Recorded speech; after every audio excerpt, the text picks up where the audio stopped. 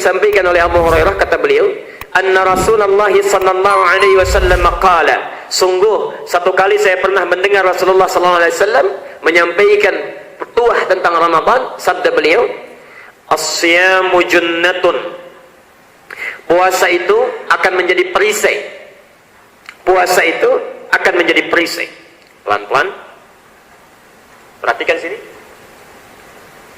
Ada junnatun, ada jinnatun, ada jannatun, itu lain. As-siyamu, kata Nabi, ini menunjukkan redaksi Rasulullah. Saya pernah terangkan, kalau ingin menerangkan tentang puasa, yang paling bagus gunakan as-siyam. Terulang 9 kali dalam Al-Quran. As-siyamu junnatun, puasa itu bisa menjadi perisai. Lihat pelan-pelan sini ya, ini rumus Nabi. Jadi orang yang sukses puasanya, benar puasanya, maka kesuksesannya bisa dilihat, satu, bila dia benar menunaikan puasa sesuai dengan tuntunan Rasulullah, maka puasa yang dilakukan itu akan melahirkan perisai pada dirinya. Ada 2 jenis perisai dalam bahasa Arab. Yang pertama disebut dengan ridaun, perisai yang tampak, yang kelihatan. Dalam perperangan ya, di masa lalu kolosal, kalau berperang kan suka ada perisainya ya. Satu pegang pedang, yang satu lagi perisai ya. Kemudian ada zirah, baju besi ya, perisai ya. Setiap perisai yang tampak, yang kelihatan, itu disebut dengan rida ya. Jadi ada ridha, ada rida gitu ya. Jadi kalau ada anak diberi nama dengan ridha, artinya seseorang yang diberikan ridha oleh Allah ya. Tapi kalau rida menjadi perisai, perisai dalam kehidupan. Tapi kalau junnah, itu perisai yang tak nampak, gak kelihatan, gak kelihatan, tidak tampak.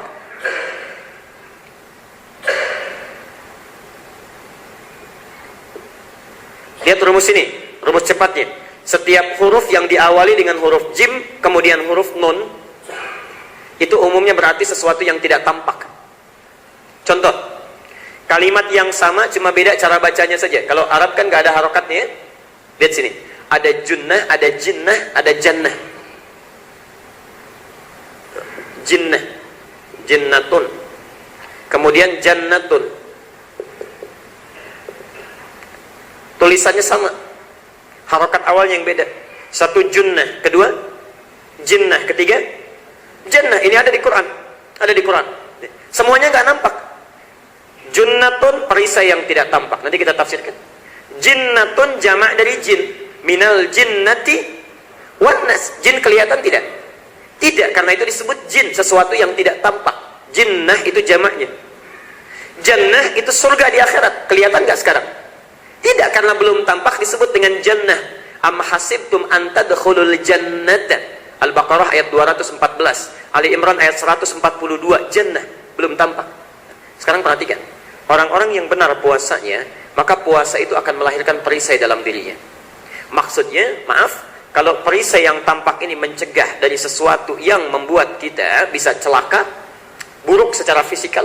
Ada orang melukai karena kena perisai kita, nggak tembus langsung ya, tidak melukai kita.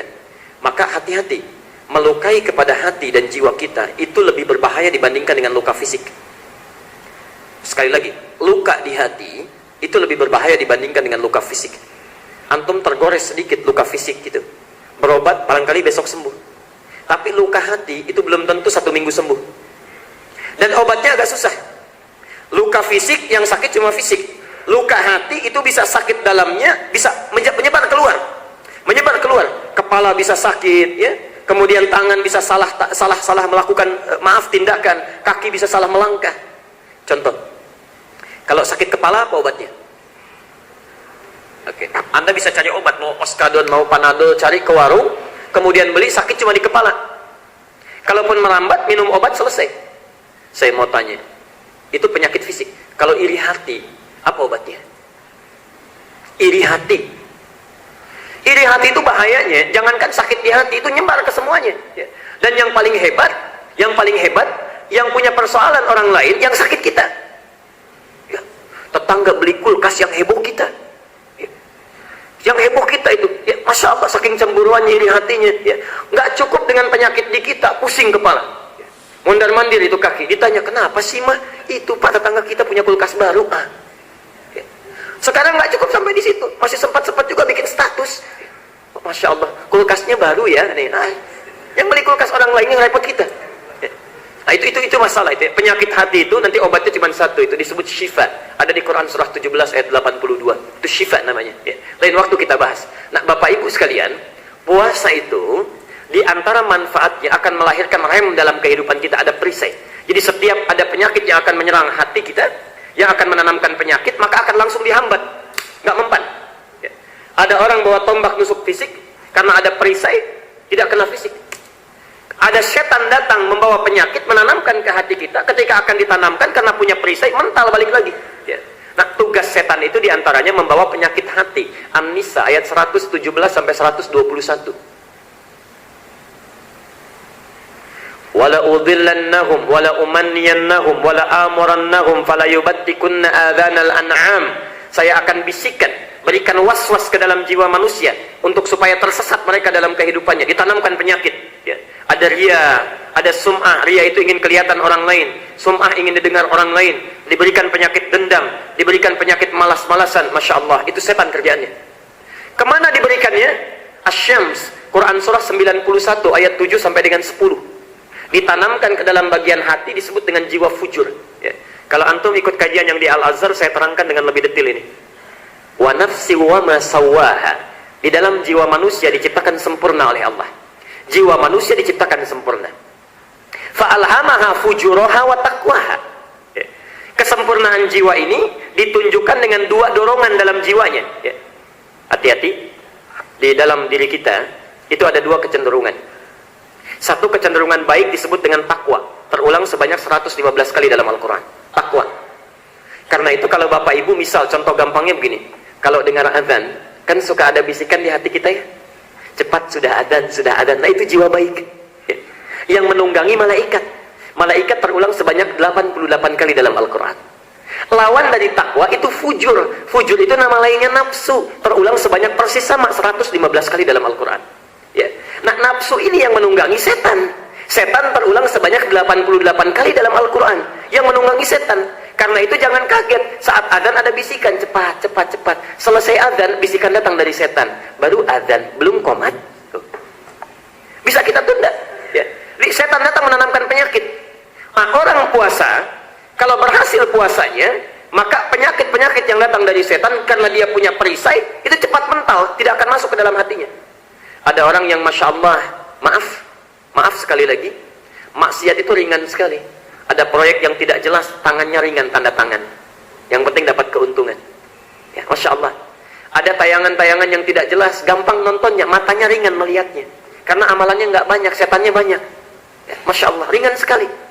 Tayangan yang tidak jelas gampang dilihat, gosip gampang didengar, ya, tangan ringan kemudian melakukan perbuatan buruk, ringan sekali. Orang puasa tidak. Orang puasa tidak. Karena dia punya rem dalam kehidupannya, begitu ada proyek dilihat dulu. Kalau bertentangan dengan hukum Allah, berat rasanya tangan, tanda tangan. Maaf, ini kayaknya ada yang tidak sesuai, simpan. Lihat acara TV, ada sesuatu yang tidak sesuai, walaupun cuma iklan, tayangan shampoo menampilkan aurat, gak mau lihat dia. Ya. Masya Allah. Kadang-kadang kan begitu Pak ya, maksiat tidak disadari itu. Tidak disadari, bukankah model-model itu menampilkan maksiat itu? Ya, mempertontonkan rambutnya, ya, menontonkan bagian auratnya. Iklannya bagus tentang shampoo, kualitas tingkat tinggi. Tapi antum disodori maksiat itu. Ya. Nah, orang-orang yang tinggi, tingkat pencegahannya, begitu melihat langsung pindah channel. Ah, ini bukan tontonan saya. Pindah. Lihat kepada yang lain. Nah, itu remnya kuat. Disebut dengan junnatun. Bapak Ibu sekalian, orang-orang yang punya rem kuat ini karena sering puasa, maka tidak akan ditembus oleh was-was. Siapa yang membawa was-was? Di antara jenis setan itu ada yang langsung memberikan was-was ke dalam diri kita, namanya jin. Qul a'udzu birabbin malikin ilahin alladzi yuwaswisu fi, perhatikan, min syarril waswasil khannas alladzi yuwaswisu fi sudurin nas minal. Kalau orang punya junnah, maka jinnah tidak akan bisa menembus. Saya ulang, kalau orang punya jinnah tidak akan menembus. Setan datang bawa godaan jin, jangan tahajud, sekarang ada final Liga Champion, Masya Allah. Langsung perisainya bilang, gak ada urusan, saya pengen tahajud. Jangan dulu ke masjid, paling ustadznya terlambat atau gak datang, ada keperluan. Enggak, saya tidak ada urusan. Saya ingin datang lakukan karena Allah. Junnah. Orang-orang yang punya perisai mampu menghalau jinnah setan, maka besar peluangnya masuk jannah, surga. Karena itu muncul 3 kata, ada junnah, ada jinnah, ada jannah. Junnah perisainya, jinnah itu setannya. Kalau dia punya perisai, bebas dari godaan setan, maka mudah untuk masuk jannah ke dalam surga. Karena itulah ada satu golongan yang tidak bisa ditembus oleh setan dalam kehidupan. Persiapannya puasa. Itu ada di Al-Hijr. Al-Hijr itu benteng. Ada orang yang membentengi dirinya supaya tidak bisa ditembus setan. Quran surah ke-15 ayat ke-40. Saya sudah terangkan di awal pertemuan di sini. Bagaimana cara mendapatkan ini? Karena ada orang-orang yang puasa, tapi tetap gak punya benteng. Puasa iya memang puasa, tapi syarat taraweh sempat-sempatnya datang gak bawa sendal, pulang bawa sendal orang lain. Ya, padahal ibadah juga. Ya, Masya Allah. Jadi Ramadan tapi melakukan maksiat juga. Berarti ada yang salah dengan puasanya. Karena itulah Nabi memberikan rumus supaya puasanya berhasil mendapatkan junnah itu. Perhatikan rumusnya. Kita bacakan dengan cepat. Kita berhenti di jam 6 nanti ya. As-siyamu junnatun. Puasa yang bagus itu akan melahirkan perisai. Kita bertanya, bagaimana caranya Rasulullah? Yuk kita teruskan. Fala yarfuth. Fala yarfuth. Maka janganlah orang yang puasa itu berkata-kata yang kotor. Jangan berkata-kata yang kotor. Perhatikan ya. Syarat pertamanya, rafath itu kata-kata yang tidak bermanfaat atau kata-kata yang jorok. Itu rafath namanya. Wala yajhal, dan jangan juga melakukan perilaku yang tidak pantas. Yajhal itu artinya jahala, dari kata jahala. Melakukan tindakan memang nggak ada dosanya, tapi berpeluang melahirkan dosa. Saat itu nggak ada dosanya. Cuma tindakannya tidak pantas, berpeluang melahirkan dosa pada orang lain. Contoh. Kalau naik sepeda, dosa enggak? Tapi kalau naik sepeda, anak kita yang usia 5 tahun, dosa enggak kira-kira? Bapak pengen olahraga setelah ikut kajian ini, keliling-keliling komplek Persada, pakai sepeda anak kita yang usia 5 tahun. Keliling komplek itu, dosa enggak kira-kira? Dosa sih enggak, cuma tetangga pada lihat, melahirkan aib, akhirnya gosip. Itu tuh bapak itu enggak ada kerjaannya. Disambung sama istri, memang betul istrinya juga kemarin begitu, tuh istrinya kena tuh. Padahal yang melakukan bapaknya, yaitu namanya jahulah. Ya, yajhal, melakukan tindakan yang tidak pantas melahirkan dosa pada orang lain. Orang puasa nggak melakukan itu, tidak melakukan itu. Ya, saya teruskan dulu. Wa ini mru'un qatalahu aw syatamahu.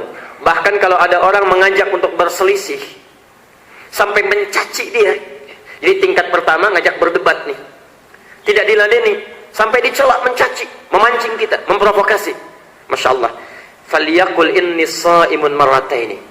Maka dia mengatakan pada dirinya, ini cara menerjemahkannya seringkali ada yang keliru ya. Dikatakan falyaqul, maka katakanlah inni shaimun marrataini, saya sedang puasa, saya sedang puasa. Ini ada yang menerjemahkan begini, maaf saya sedang puasa ya. Pernah dapat terjemahan seperti itu? Nah, ini kalau dalam ilmu bahasa bukan salah, tapi agak kurang tepat terjemahannya, agak kurang tepat. Faliyakul itu maksudnya dalam bahasa Arab, kata kola itu memiliki 3 arti. Satu, berkata langsung, mengatakan pada orang. Kola misalnya berkata, wa idh qala rabbuka lil malaikati inni ja'ilun fil ardi khalifah. Ketika Allah berkata Tuhanmu Muhammad pada malaikat, Allah langsung berfirman. Yang kedua artinya dhanna, menduga dengan kuat. Dan yang ketiga, meyakinkan pada hati. Jadi ada cara meyakinkan pada diri kita, katakan pada diri kita ya. Jadi ada orang-orang yang kalau sedang ragu, sedang putus asa ya, sedang ingin melahirkan godaan, dia berkata pada dirinya supaya meyakinkan. Itu yang punya teorinya kita, yang mempraktekkan orang Jepang. Lihat orang Jepang kalau sedang ragu-ragu itu dia katakan pada dirinya, kamu bisa, kamu bisa, kamu bisa.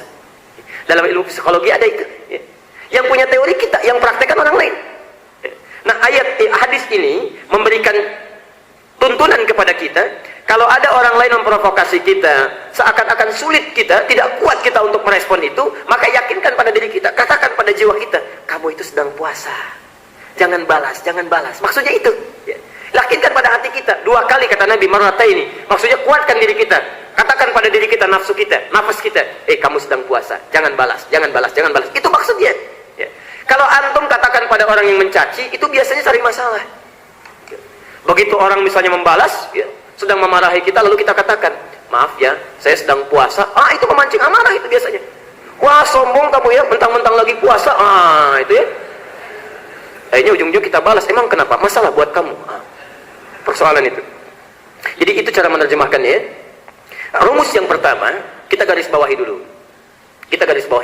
Ternyata untuk mendapatkan perisai ini saat puasa, Nabi tidak menyampaikan satu yang membatalkan puasa. Nabi tidak menyampaikan yang membatalkan puasa. Ini poinnya. Saya akan berhenti di sini dulu.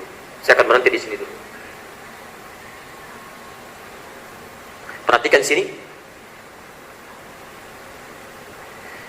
Bapak Ibu sekalian, untuk mendapatkan junnah yang dimaksudkan tadi, junnatun perisai, Nabi memberikan rumus seperti tadi telah kita bahas. Orang puasa itu ada dua kemungkinan. Satu, bisa batal puasanya. Batal dalam bahasa fikih disebut dengan muftirat, melakukan sesuatu yang membatalkan puasa. Misal makan di siang hari saat puasa, batal nggak? Batal. Makan bisa membatalkan puasa. Berhubungan suami istri biologis membatalkan puasa. Berhubungan seksual. Bermaksiat, melakukan dosa besar membatalkan puasa. Rampok orang, mencuri dan sebagainya, maksiat besar membatalkan puasa. Perhatikan sini.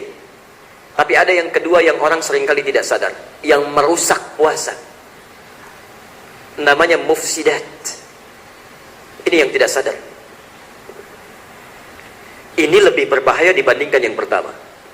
Lebih berbahaya. Satu, Bapak Ibu sekalian, saking yang ini diketahuinya oleh orang banyak, saking diketahuinya Nabi tidak menyebutkan lagi. Padahal orang paham yang membatalkan puasa itu pun menghilangkan keutamaan puasa. Tapi yang paling menarik, Nabi tidak menyebutkan tadi.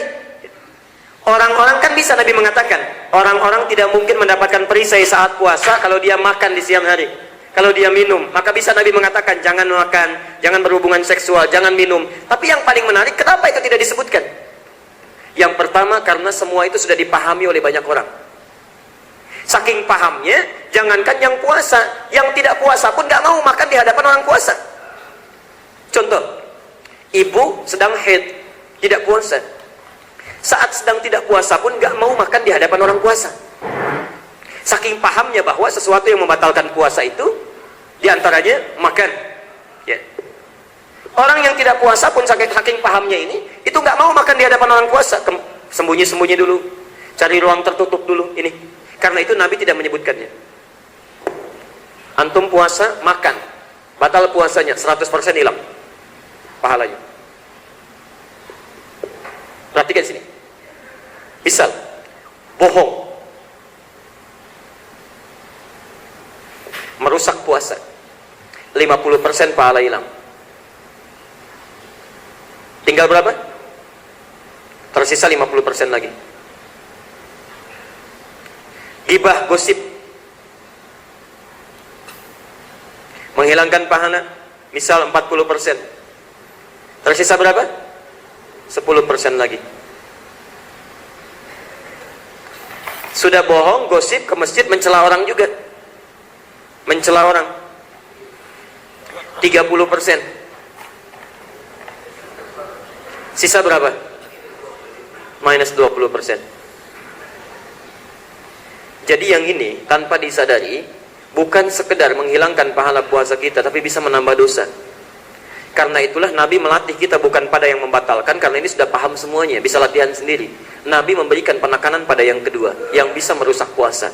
Karena itulah Bapak Ibu sekalian, kalau antum puasanya ingin berhasil, yang dilatih oleh Nabi itu yang kedua. Hati-hati, jangan sampai saat puasa itu sering lisan bertutur yang tidak baik, mudah mengatakan yang buruk-buruk, terpancing untuk berselisih. Ini yang dilatih. Kalau ini kita berlatih dengan baik, dengan benar, maka ini muncul, pahala yang muncul. Perhatikan, kalau orang sudah melakukan latihan ini, maka yang jelek-jelek bisa dihilangkan ya. Awalnya motivasinya bukan ibadah, awalnya karena takut batal puasanya. Orang puasa kenapa nggak mau bohong? Karena takut batal puasanya. Kenapa tidak mau mencela? Karena takut batal puasanya, takut rusak puasa. Tapi karena latihan di awal-awal nanti akan meningkatkan kualitas diri. Dari situlah kemudian mulai bergeser pemahamannya, mulai lakukan karena Allah, karena Allah, karena Allah. Kalau sudah terbiasa, yang jelek-jelek hilang, yang baik itu muncul. Kalau sudah yang baik itu muncul, yang jelek sudah tidak akan suka lagi. Perhatikan, baik dengan buruk itu tidak akan bersatu.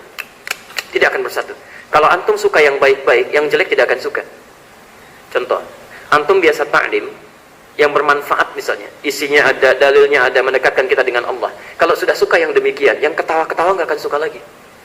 Ya. Yang nggak ada isinya, yang mematikan hati itu nggak akan suka lagi. Ya. Tapi sebaliknya, kalau antum senang yang ketawa-ketawa, yang banyak humornya, banyak cerita-ceritanya, ya humornya 80%, isinya 20%, itu pun hadis palsu juga, ya. Misal, ya. Itu biasanya yang serius-serius agak susah. Wah, ini taklimnya terlalu serius gitu ya.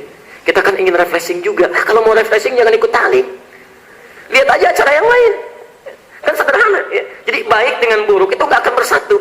Karena itu kalau antum masih punya kecenderungan yang buruk, berarti ada yang salah dalam diri kita itu. Tapi kalau sudah senang pada yang baik-baik, artinya ada peningkatan iman dalam diri kita. Nah, kalau puasa dilakukan seperti ini, maka yang jelek-jelek dalam diri kita akan keluar. Yang baik-baik muncul. Kalau sudah yang baik muncul, maka yang pertama, perhatikan. Apa yang diberikan oleh Allah? Satu, saya teruskan dulu. Lahu walladzi nafsi biyadi. Maka demi Allah yang jiwaku berada dalam genggamannya. Ini Nabi bersumpah. Nabi bersumpah. Saya mau tanya, kalau Nabi sampaikan satu sabda, satu kalimat, antum percaya nggak? Yakin nggak? Masa? Contoh, kalau Nabi sampaikan begini, 2 rakaat sebelum fajar itu lebih baik daripada dunia dan seisinya. Yakin nggak? Yakin. Sholat di masjid itu, sholat di masjid, datang ke masjid saja sudah 25 kebaikan, belum sholatnya, baru masjidnya saja. Jarak 1 ke 2, 2 ke 3, 3 ke 4, seterusnya sampai 25, itu 500 tahun. Di 1 ke 2, 500 tahun, 2 ke 3, 500 tahun, 3 ke 4, 500 tahun. Itu baru tempatnya, baru tempatnya. Yakin tidak? Antum yakin, tapi kenapa masjid selalu kosong? Padahal yakin kita. Yakin kita. Jangan-jangan kita lebih mengejar dunia dibandingkan akhirat. Ya. Contoh, azan subuh jam berapa? 4.35. Azan subuh 4.35. Pak Mikhraf, insya Allah ya, sebagai ini terobosan dari DKM yang baru, ya, saya juga sampaikan di Al-Amanah semalam, besok bisa diumumkan ya, yang ikut salat subuh di As-Salam, masing-masing dapat amplop 500.000. Baik. Ya, DKM baru, insya Allah suasana baru. Baik. Azan subuh jam 4.35. Datang jam berapa? Jam 2. Dapat amplop 500.000.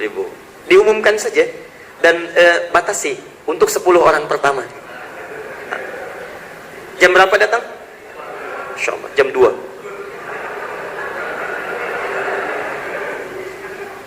Tadi kan antum bilang kalau Nabi katakan pasti yakin. Perhatikan, kalau saya mau berikan pilihan sekarang, pilih mana? Uang 500.000 atau dunia dan seisinya? At-Tirmidzi nomor hadis 415 tambah dengan Muslim, hadis riwayat Muslim nomor hadis 725, paling lengkap di hadis Muslim. Rakaatul fajri, 2 rakaat fajar sebelum subuh itu lebih baik daripada dunia dan seisinya. Masya Allah. Antum dikasih 500.000, datang jam 2. Panggilan jam 4.35. Dikasih dunia dan seisinya, baru bangun jam 5:34. Padahal kita yakin dengan apa yang disampaikan Nabi. Perhatikan, itu Nabi baru bicara, sekarang Nabi bersumpah. Seorang Nabi bersumpah itu menguatkan kembali keyakinannya. Perhatikan, wallazi nafsi biyadi, saya bersumpah demi nyawa saya yang kapan saja bisa diambil oleh Allah. Kalau ada orang melakukan puasa seperti ini, la khulufu famis saimi atyabu 'indallah yaumal qiyamati min rihil miski. Maka saat dibangkitkan di hari kiamat, lisan orang ini saja, lisannya saja, belum yang lainnya, akan dibangkitkan oleh Allah dalam keadaan wangi luar biasa, lebih harum dibandingkan dengan minyak kasturi. Lebih harum dibandingkan dengan minyak kasturi. Jangan salah menerjemahkan, ada salah memahami. Ustadz maksudnya itu kalau puasa nggak gosok gigi ya. Jadi nanti juga akan lebih wangi dibandingkan minyak kasturi. Bukan itu maksudnya. Maksudnya karena orang puasa tidak mau berkata-kata kotor, menjaga lisannya, menjaga anggota tubuhnya, dibangkitkan oleh Allah karena lisannya ini baik, tidak pernah mencela, maka diberikan wewangian di lisannya. Itu maksudnya. Jadi kalau ada orang puasa seperti ini, dibangkitkan di hari kiamat, lisannya saja sudah harum, apalagi yang lainnya. Ada seorang ahli Quran diberikan keutamaan ini saat di dunia. Namanya Nafi'. Imam Nafi' ini tinggal di Madinah. Maaf, kulitnya hitam, orangnya tinggi, rambutnya keriting, bibirnya tebal. Dan yang kedua, mohon maaf sebesar-besarnya, telinganya sudah nggak jelas pendengarannya. Tapi ahli Quran, yang kalau melihat orang lain tahsin, datang murid-muridnya tahsin Al-Quran, Masya Allah, itu tidak mendengar, cuma melihat gerakan bibirnya saja sudah paham mana salah, mana yang benar. Gerakan bibirnya itu bisa memperkirakan, oh ini kamu kurang 2 harakat, ini kurang tepat huruf dha-nya, perbaiki. Itu Imam Nafi. Bapak ibu sekalian, kalau bapak ibu belajar ilmu qiraat, dari 7 orang qari, seorang periwayat Quran, dari 7 orang, Imam Nafi itu punya kemuliaan, setiap berbicara keluar bau harum di lisannya. Itu Imam Nafi al-Madani. Nanti belajar ilmu qiraat, ya, qiraat syabah di Nazam Asy-Syatibiyah, itu ada di situ dikisahkan. Masya Allah. Nah, itu belum cukup sampai di situ. Langsung hadis qudsi. Qudsi hadisnya. Kata Allah, dibangkitkan dia di hari kiamat lebih wangi. Lebih wangi dibandingkan dengan minyak kasturi. Perhatikan, yatruku ta'amahu, baru disebutkan. Orang lain makan, dia meninggalkan makanan. Wa syarabahu, orang lain minum, dia meninggalkan minumannya. Wa syahwatahu, Masya Allah, orang lain melampiaskan syahwat, dia menjaga syahwatnya. Dilakukan asyamuli, dilakukan karena Allah saja untuk mendapatkan perisai ini. Perhatikan, wa ana ajzi bihi, orang seperti ini kalau beramal, saya akan lipat gandakan pahalanya tanpa batasan. Tanpa batas. Tadi kalau baca Quran sekarang, itu satu hurufnya 10 kebaikan. Dibaca di Ramadan, tidak ada batasnya. Tidak ada batasnya. Mungkin 1000, mungkin 10.000, mungkin 1 juta. Kita bertanya, ya Allah, kalau nggak ada batasnya nggak bisa keukur. Teruskan. Saya akhiri hadisnya. Wal hasanatu bi asyri amsalihha. Kalau anda mau lihat yang minimalnya, kata Allah dalam hadis qudsi, wal hasanatu, minimal, setiap kebaikan yang dilakukan saat Ramadan oleh orang yang puasanya seperti ini, maka bi asyri amsalihha, digandakan 10 kali lipat hari biasa. Jadi kalau bapak ibu baca Quran sekarang satu hurufnya 10, Ramadan 100 minimalnya. Minimal 100. Tapi syaratnya puasanya seperti ini. Tapi kalau antum saat puasa mencela orang juga, ingkar janji juga, maka mohon maaf, itu tidak bernilai ibadah puasa kita. Nanti kita akan bacakan hadis selanjutnya di lain kesempatan. Ya. Kita berhenti dulu, jadi kita simpulkan. Pertama, kesimpulannya kata Rasulullah dalam hadis ini, orang yang sukses puasanya adalah orang yang bisa melahirkan perisai kehidupan dalam dirinya. Orang yang sukses puasanya adalah orang yang dengan puasa ia lakukan bisa melahirkan perisai kehidupan pada dirinya. Sudah kita terangkan tadi. Kedua, cara mendapatkan perisai ini,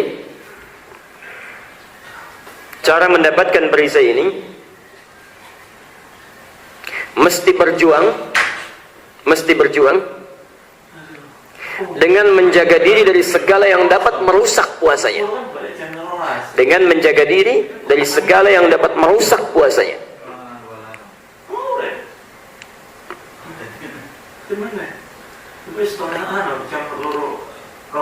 Tiga, seorang yang mampu berpuasa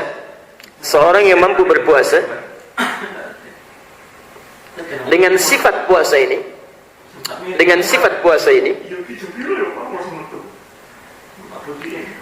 maka Allah minimal akan memberikan 2 keutamaan.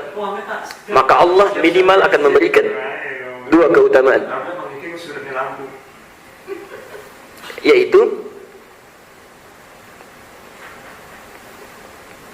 satu, membangkitkan orang tersebut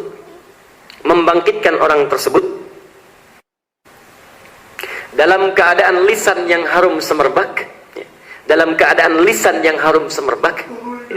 Anda bisa bayangkan saat mulut semua dikunci, lisan orang ini harum.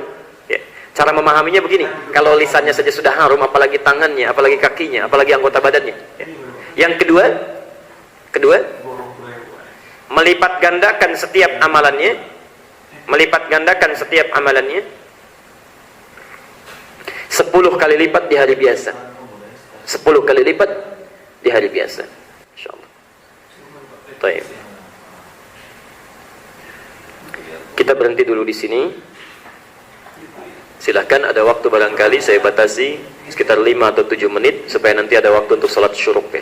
Jangan dulu syuruk, nanti saya berikan waktu, sayang, pahalanya berkurang nanti ya. Nanti saya berikan waktunya. Kalau sudah selesai, nanti silahkan salat syuruk, kecuali ada yang ingin pamitan mau syuruk duluan, silahkan. Ya. Ada pertanyaan? Ini perumpamaan yang diambil lewat hadis. Ya. perumpamaan yang diambil lewat hadis. Nabi nggak menyebutkan presentase, ya, 40, 50, 30 nggak ada presentasinya, ya. Cuma dari pemahaman itu kita ambil kesimpulan bahwa yang merusak puasa itu bisa mengurangi pahala. Kalau yang membatalkan langsung menghilangkan keutamaan puasa. Begitu antum makan, puasa sudah hilang.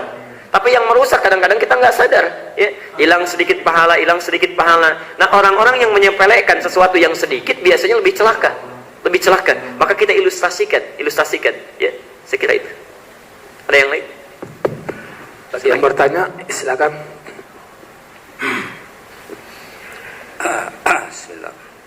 Pak Ustadz tadi ya keutamaannya ya. Yang kedua itu melipat gandakan setiap amalan 10 kali lipat di hari biasa. Jadi tadi Ustadz bilang kalau kita baca Quran di hari biasa 1 huruf 10 kali, kalau di Ramadan dikalikan lagi 10. Jadi bisa 100, satu huruf aja. Satu aja tuh. Jadi maksud saya, jadi kalau kita nanti di Ramadan baca Quran tidak perlu terjemahannya Pak Ustadz. Jadi walaupun mungkin kurang mengerti, ya baca aja secepat sebanyak-banyaknya Ustadz supaya dapat ini gitu. Karena kalau pakai terjemah lagi agak sedikit gitu Pak Ustadz. Agak sedikit. Yang kedua, bersamaan juga dengan ini. Jadi selain baca Quran itu setiap amalan ya Pak Ustadz, amalan apa aja. Jadi amalan apa aja akan dilipat gandakan minimal 10 kali. Maksimal mungkin tadi Ustadz bilang tidak terbatas. Jadi amalan apapun juga dapat seperti ini ya Pak Ustadz ya. Baik. Dua dulu, saya jawab dulu ya. Dua dulu ya. Oke, baik. Saya jawab dulu ya. Gini, kalau Bapak Ibu mau menghitung dunia, maka silahkan gunakan matematika dunia. Bisnis, gunakan hitungan bisnis. Hukumnya, rumusnya rumus dunia. Tapi kalau ingin menghitung amalan akhirat, rumusnya pakai dalil. Ya. Rumusnya gunakan matematika agama. Din, gunakan dalilnya. Ya. Nah, kalau menggunakan dalil, apa yang terlihat oleh logika kita, itu bisa berbeda. Karena itu yakin dulu baru hikmah datang. Contoh, saat bulan Ramadan, terkait dengan interaksi dengan Quran, ada 3 amalan yang ditawarkan oleh Nabi. 3 cara berinteraksi dengan Quran. Satu disebut dengan qiraah. Qiraah itu cuma sekedar baca saja. Baca, tapi tidak menuntut kita untuk paham. Nggak pakai terjemah, nggak pakai arti. Itu qiraatun namanya, qiraah. Qiraah.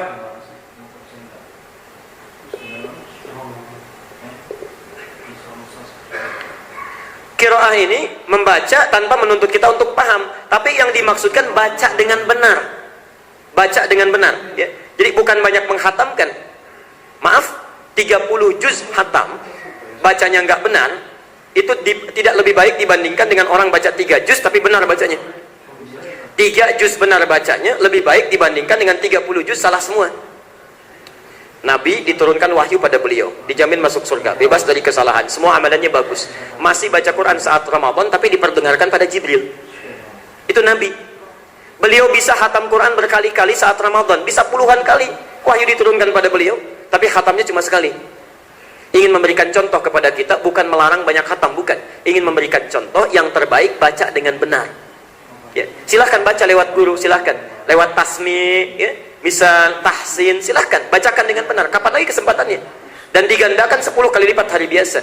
Orang yang hari biasa cuma dapat 10, Ramadan kali lagi 10, setiap hurufnya. Ya. Maka silahkan antum baca, cuma syaratnya baca dengan benar, bukan diperbanyak. Antum perbanyak tapi baca salah semua juga, gitu bacaannya, nggak dapat pahala itu. Ya. Niatnya dapat, tapi saat bacanya, tahu kita itu salah, dipaksakan baca, itu keliru. Ya, itu keliru. Jadi ini satu. Ya. Minimal baca, Nabi saja baca, masa kita bukan Nabi nggak mau baca? Ya. Yang kedua, Bapak tadi mengatakan, saya mau baca saja, karena saat saya baca yang kedua dengan terjemahannya, kan bacanya cuma sedikit Pak. Pahalanya bisa berkurang, belum tentu Pak. Kita keluarkan dulu dalilnya. Kalau bicara masalah agama, kita lihat dalilnya. Yang ini At-Tirmidzi nomor hadis 2910.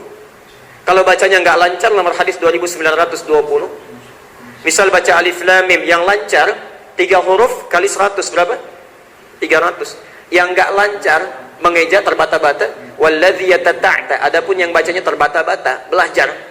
Alif lam mim bahwa syakun alaih, sudah terbata-bata berat mengeja hurufnya. Falahu ajran, maka minimal dapat 2 kali pahala orang yang lancar. Jangan juga ditafsirkan kalau gitu saya nggak lancar aja bacanya. Itu salah itu. Ya. Maksudnya karena dia tidak lancar, ada pahala belajar dan ada pahala mengulang. Kalau orang lancar cuma sekali baca. Kalau orang nggak lancar karena mengulang, dilipat gandakan sesuai pengulangannya. Alif lam mim, bu, kurang 1 harokat lagi lamnya. Oh, alif lam mim kali 2 kali diulang. Mimnya kurang sedikit, mim. Oh, alif lam mim kali 3. Di setiap kali mengulang dapat. Setiap kali mengulang. Jadi jangan dikira 3 juz itu pahalanya sedikit. Kalau belajar dengan benar ada pahala belajar. Nah, sekarang kalau orang sudah lancar bacanya, sudah bagus cara bacanya, maka Nabi mengarahkan pada yang kedua, namanya tilawah. Tilawah. Tilawah itu baca Quran dengan makna. Sahabat gak banyak-banyak, Pak, paling 5 ayat paling banyak. Ada 2 cara nanti, 5 ayat. Misal alif lam mim sampai ulaika, baca terjemahannya. Saat kita melakukan ini, apakah pahalanya lebih sedikit dibanding yang pertama? Belum tentu. Hadis Muslim, nomor hadis 2700. Dari Abu Hurairah.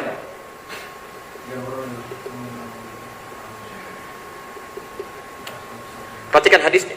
Majtama'a qaumun fi baitin min buyutillahi, tidak pernah orang berkumpul di satu rumah di antara rumah-rumah Allah, yatsluna fihi kitaballah, melakukan tilawah Quran. Baca cuma 1 ayat, 2 ayat, 3 ayat tapi dipahami isinya. Apalagi wa yatadarasunahu fima bainahum, kemudian didiskusikan untuk melahirkan pemahaman yang baik. Illa, kecuali saat belajar itu dia mendapatkan 4 keutamaan lagi, 4 keutamaan tambahan. Keutamaan pertama, dia dapat pahala qiraah, saat baca kan dapat pahalanya, pahala qiraah. Yang kedua tambah 4 keutamaan lagi. 1, nazalat alaihimus sakinah, diberikan sakinah oleh Allah ke dalam dirinya, ketentraman. Antum kalau baca Al-Waqiah misalnya, baca aja tanpa terjemahan, dengan baca 5 ayat saja dengan terjemahan, itu akan lain resapannya ke dalam hati. Lebih paham, lebih tentram kita. Karena itu orang baca dengan terjemahan, kata Nabi sendiri akan lebih menenteramkan, diturunkan sakinah. Kedua, wa ghasyiyatuhumur rahmah, diliputi oleh rahmat. Kalau sudah Allah berikan rahmat, artinya 1 di antara 3. Diampuni dosa, diberikan solusi dari masalah, atau diberikan segala kecukupan dunia dan akhirat. 3, wa haffathumul malaikah, saat sedang baca malaikat ikut berkerumun. Kalau malaikat sudah berkerumun, maka biasanya pilihan cuma 2. Kalau tidak mengampuni orang yang sedang dikerumuni, atau mengaminkan doa yang dimohonkan. Setiap bermohon langsung diaminkan. Karena itu Rasulullah tidak pernah baca Quran kalau baca sampai ke ayat doa kecuali berhenti di situ. Beliau berdoa dulu. Karena paham kalau sedang baca itu malaikat mengaminkan. Masya Allah. 4, wa dzakarahumullahu fi man indah, saat dia sedang belajar itu disanjung-sanjung oleh Allah sampai selesai belajarnya. Ini 4 tambahan. Lalu Bapak amalkan, Masya Allah, pindah hadisnya langsung di 3 kitab. Muslim, hadis riwayat Muslim, nomor hadis 1389. At-Tirmidzi, nomor hadis 2682. Ibnu Majah, nomor hadis 219.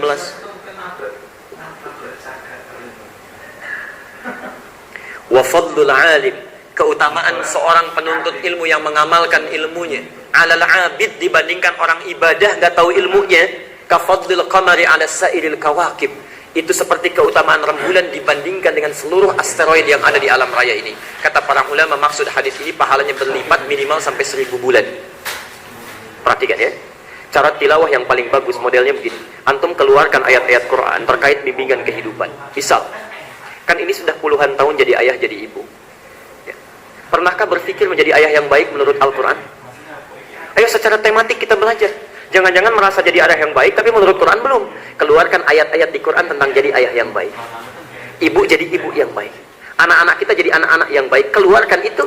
Misal tilawah saat Ramadan itu, berusaha menjadi orang tua yang baik. Bapak datang kepada mama, katakan, Ma, ini menurut Quran papa masih seperti ini, kira-kira sudah sejauh mana? Pak, mama juga diminta begini, menurut Quran kira-kira sudah sejauh mana? Papa bisa lihat, itu tilawah, Masya Allah. saling merenung. Ketika sudah belajar, dipraktekkan. Setiap kali dipraktekkan dalam kehidupan, itu pahalanya 1000 bulan. Minimal 80 tahun kalau dikonversi. Kita minta anak, nak, sholat. Kalau hari biasa cuma dapat 10. Perintah itu. Cuma 10. Tapi dengan ilmunya setelah tilawah, Masya Allah, 80 tahun. Seakan-akan meminta anak sholat selama 80 tahun tanpa henti. Ya. Nah, ayo belajar. Seakan-akan meminta 80 tahun tanpa henti. Ya. Itu pahalanya luar biasa. Di tilawah itu lebih banyak dibandingkan dengan qiraah. Karena itu bagi yang sudah lancar, masa masuk ke tilawah. Nah, orang tua kita dulu sebetulnya mengarahkan kita pada tilawah. Pada tilawah. Disilahkan belajar. Ngadaras kata orang tua dulu kita itu ya. Dari kata darosa, belajar.